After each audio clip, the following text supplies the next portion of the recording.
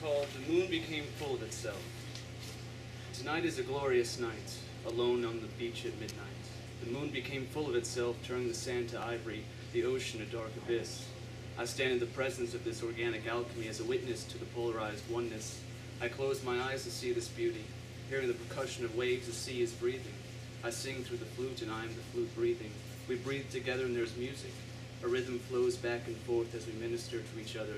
Who knew that the ocean was such a talented drummer, an instrument hiding in itself? Maybe I shouldn't tell anyone. If word got out, the wind might be asked to join in.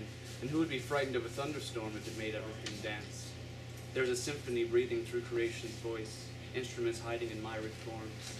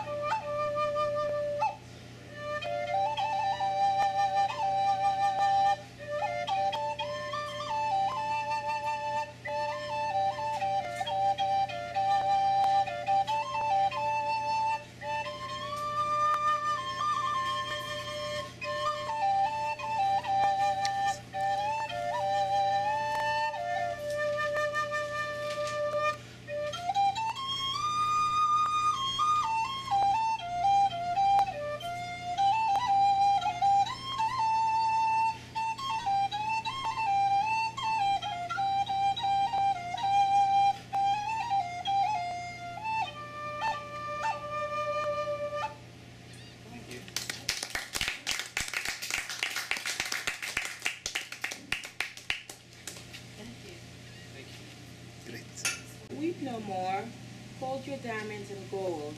Mama Africa, cry not sorrow, your children enjoy laughter.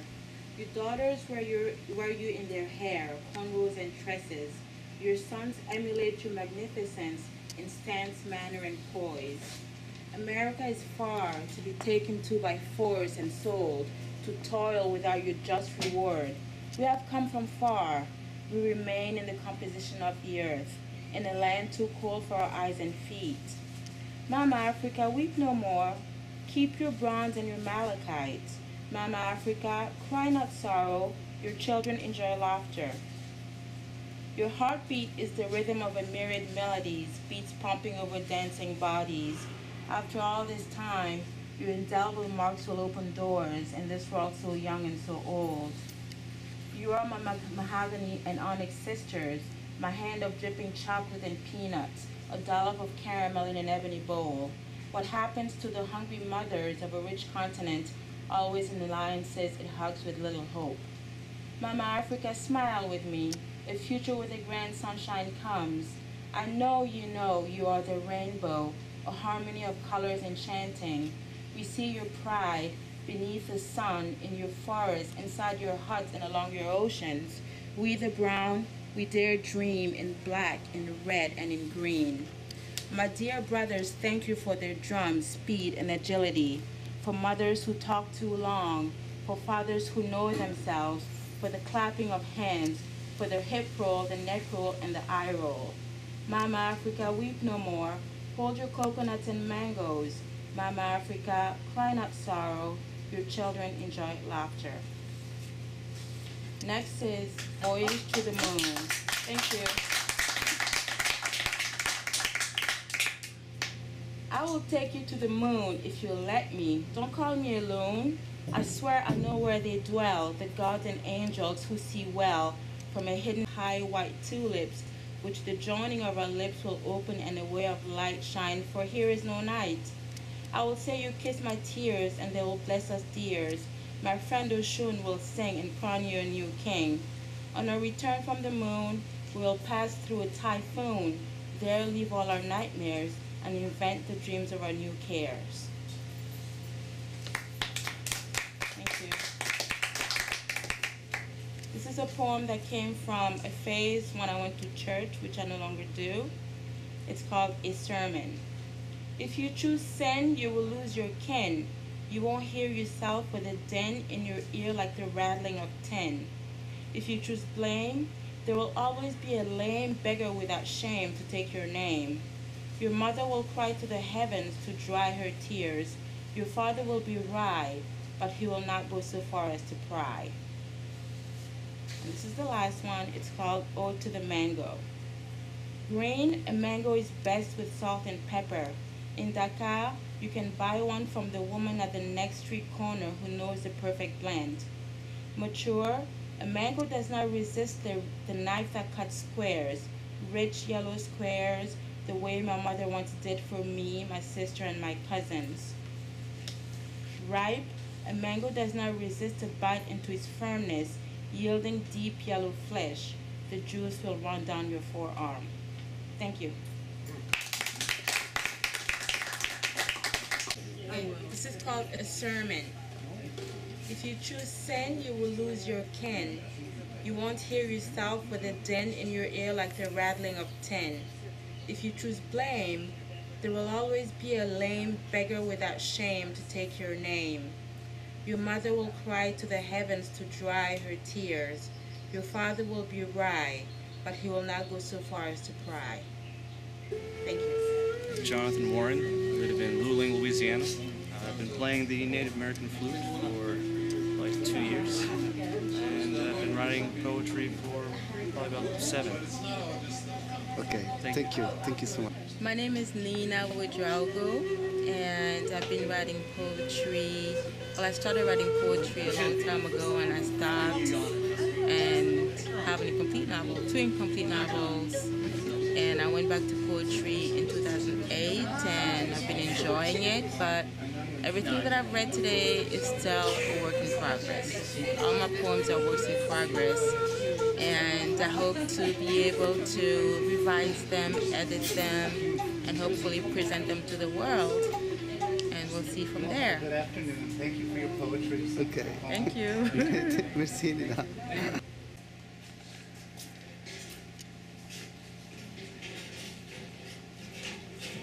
I don't know if I've read this here before or not. This is something I wrote a number of years ago,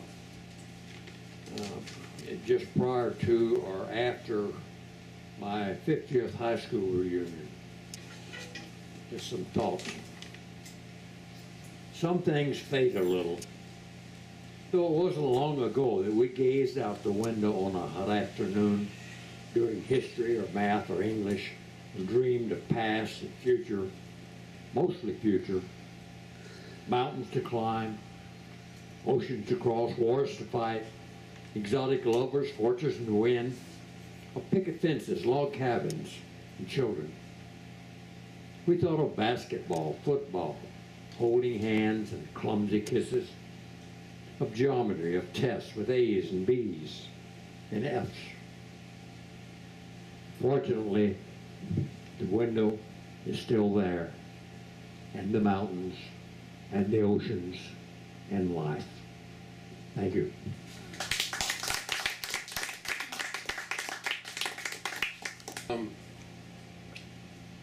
I didn't know a damn thing, but I was sure smart. When I got out of university a couple of million years ago, maybe I would have been better off if I'd dropped out when I felt like it. Gone ahead over to Vietnam and gotten shot. But my wife's father got me a great job at his company as soon as I married her. Or married him, I'm not sure now. All I had to do was wear a necktie, go down to the office, read the New York Times and the Wall Street Journal, write some business letters, use the telephone, and not get too drunk at lunch. I had a hard time with that. Oh, God, that's a lot of it. Please, I beg your forbearance. I really haven't done this for years and years. Write some business letters and not get too drunk at lunch. Something like that. I had a really, I'm sorry, and stay awake in the afternoon. Oh, I'll edit this all at the office. I'm sorry for all you old. And stay awake in the afternoon. I had a real hard time with the staying awake part. They finally had to let me go because I spent most of my time staring at the back of my secretary's head, drawing pictures of motorcycles I wanted, reading magazines and comic books, and getting very drunk at lunch. They gave me a substantial severance to help me through the rocky months ahead, while I sought a position more in keeping with my needs and abilities. I promptly applied for unemployment. Took my severance pay and bought the biggest motorcycle I could find, left my wife the car, and split for the mountains. I had no problem getting a great job as a bartender in a ski area, and later on in the summer, started working heavy construction. Oh, let's see. It never bothered me for very long because I was tough and young. I've gotten smashed, bashed, mashed, bashed, ripped, torn, split, bent, and mutilated, but it never bothered me for very long because I was tough and young. It's a works in project, part of it, so to speak. But now, when the weather changes, I sleep funny. All that scar tissue, rigid and unyielding, attacks my nerve endings like searing red-hot branding irons of anguished memory on a placid cow of contemplation. And I ponder the years ahead, full of aching reminders of my misspent youth, and I wonder if I shouldn't have kept that damn office job. The years would have gone by anyway. I could have a new car, a place in the country, and be able to fly south and keep warm in the winter. Unfortunately, I would have died many years ago from a heart attack or suicide and would no longer be around to wonder.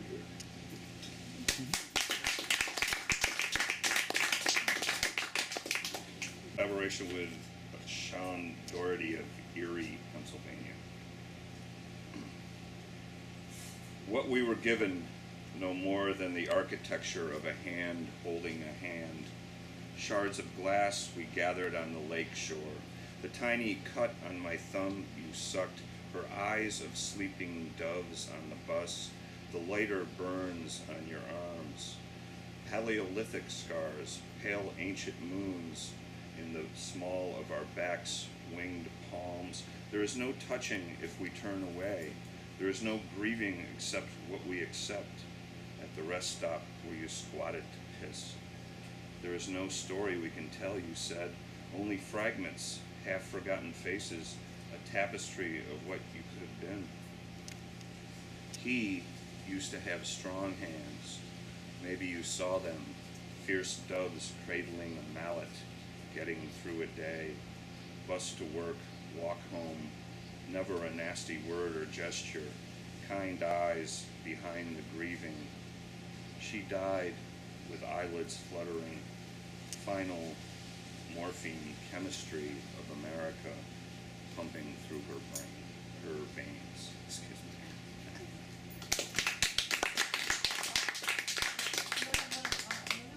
He was the poet who started these readings in 1979. Are you getting any? Oh, it's not on, duh.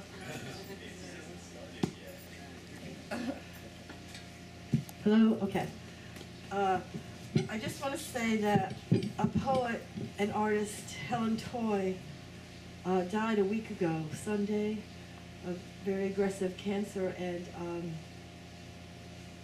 I want to do a memorial reading for her, maybe around her birthday in August. Her funeral, some of you know her, some of you don't, is this Wednesday at 3 o'clock at Garden of Memories off Airline Highway. So, and I'm going to read this poem. Well, it's Mother's Day, and Everett's mother died of cancer, and Helen had, I guess it was breast cancer that went into her lungs, and it got very aggressive, and it was just a matter of days. because I went to see her Wednesday, and she was gone by Sunday. So this is Everett's poem about his mother. It's called, and it's Mother's Day, so. Heaven, for my mother and Rupert Brooke. Once upon a time, the beautiful storybook of the 19th century was blowing shut. England's green and pleasant land was still a kind of heaven to little boys and girls entombed in Alabama. Over there in the books, they had harebells, bluebells, barbells, foxglove, and eglantine, whatever all that means. Muskmelon crouched beneath every couch. Sheep gnawed the knotgrass. The room shone like a shilling. In Flanders fields, the poppies blew. Everybody had a rendezvous with death, and only Joyce Kilmer had ever seen a tree. My mother loved Rupert Brooke. As a girl, she liked to rip up his tombstone and paste it in her scrapbook next to Joan Crawford. Rupert Brooke thought heaven was for fish. Maybe he had something besides blood poisoning. Then all hell broke down like a cheap car. Sons of bitches got hold of the wheel, plowed the bluebells under, and there was no more England except on BBC. And my mother died of the late 20th century, where heaven was a hospital. Well, sleep well, sweetheart, over there in that hillside in Alabama by the railroad tracks in that long dress. You ain't missing nothing. So happy Mother's Day. So that's for Everett, for Helen, and